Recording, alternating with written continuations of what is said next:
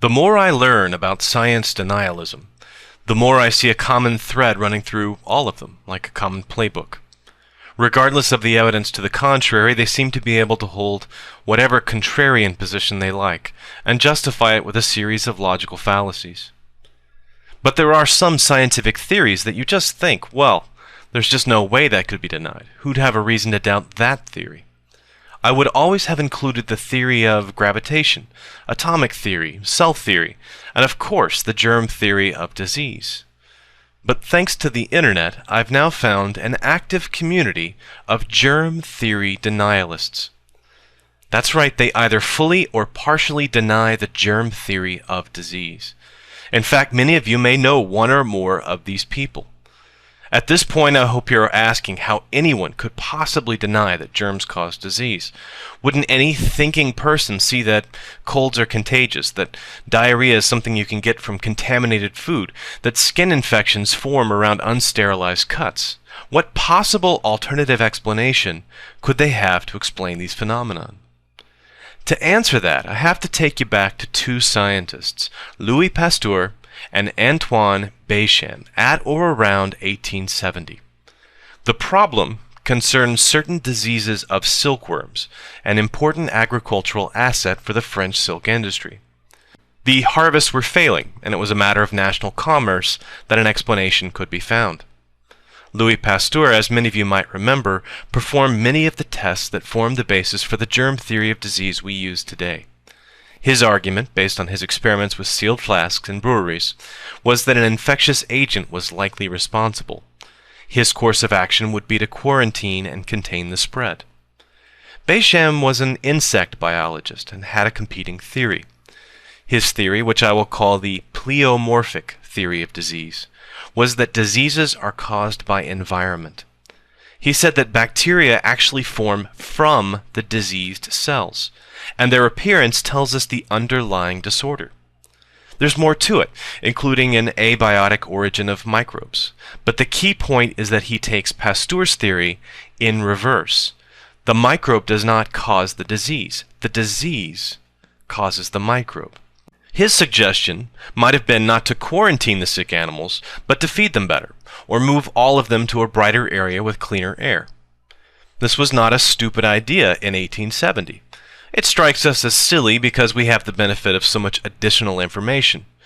Antoine Béchamp was wrong, of course, as has been demonstrated by thousands of experiments since then. His theory has been falsified and buried.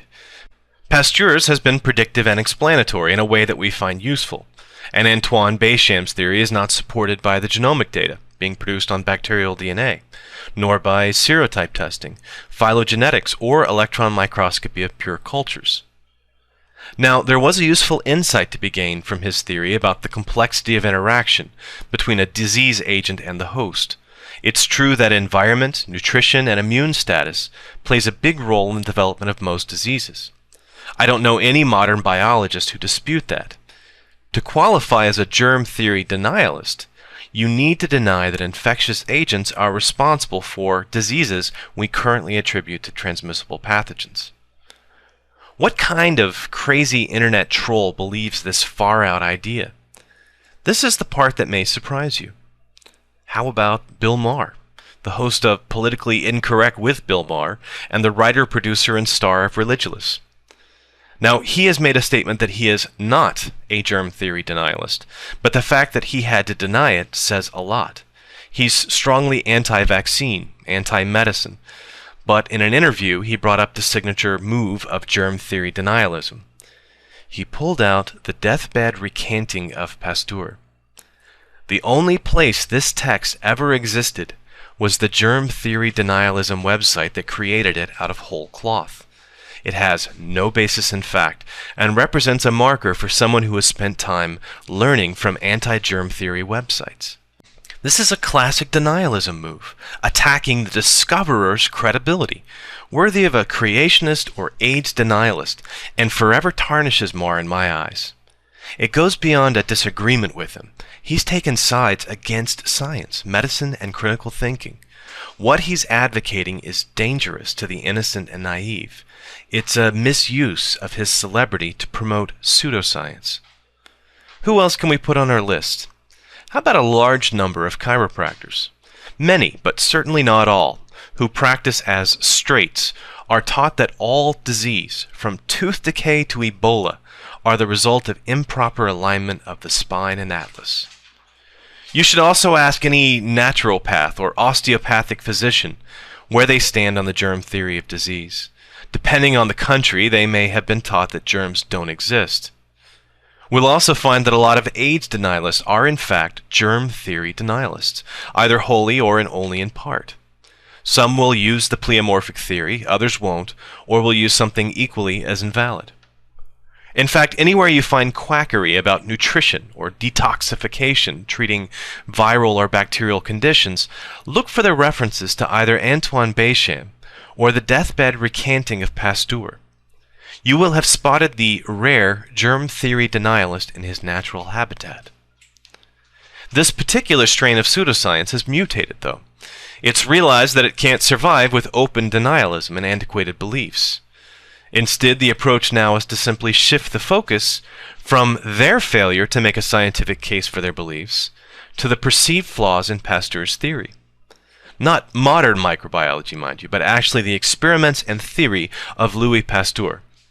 They advocate a softer form of germ theory denialism, still based on Béchamp's teachings that sickness causes pathogens, not pathogens causing sickness.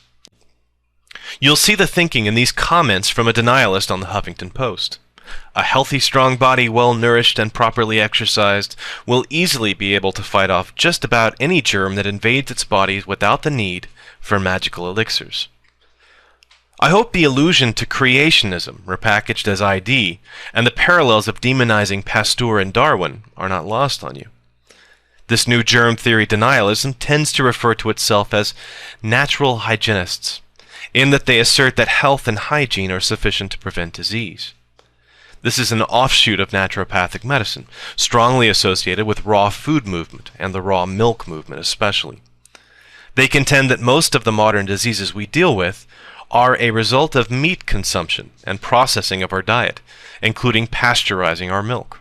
They thrive on the internet and in a very small subculture of vocal activists. I'll deal with raw foodism and raw milk in a separate video. I just wanted to demonstrate how these very old ideas adapt to stay alive as quackery on the internet and among alt-med fringe groups. How much of a threat do these people pose? Not much so far. Like any small fringe group, they lack much political power. But we must always be watchful of pseudoscience advocacy and address the fundamental fallacies of their claims. The last thing we need in the modern age is another form of contentious fundamentalism, especially one that devalues such an important principle of modern medicine.